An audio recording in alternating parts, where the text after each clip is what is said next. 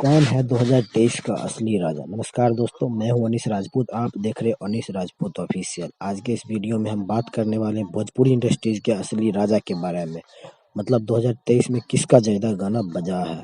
तो वीडियो को एंड तक देखिएगा। हमारे चैनल को सब्सक्राइब कर लीजिएगा क्योंकि ऐसा ही वीडियो हमारे चैनल पर मिलते रहते हैं।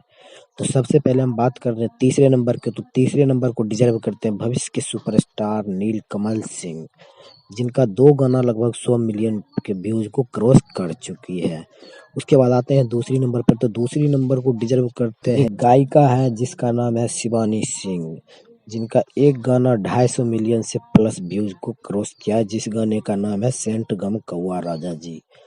और बात करें एक नंबर को, तो एक नंबर को डिजर्व करता है only one Pawan Singh, superstar Pawan Singh, आपके पावर स्टार पवन सिंह, जिनका 2 गाना लगभग 300 मिलियन व्यूज को क्रॉस किया है। एक गाने का नाम है धनी हो सावधान, दूसरे गाने का नाम है पियर फराक वाली, और 3 ऐसे गाने दिए हैं जो कि 100 मिलियन व्यूज को क्रॉस किया है। एक गाना है राजा जी, दूसरा राजा जी के दिलवा, और तीसरा धनिया ए जान।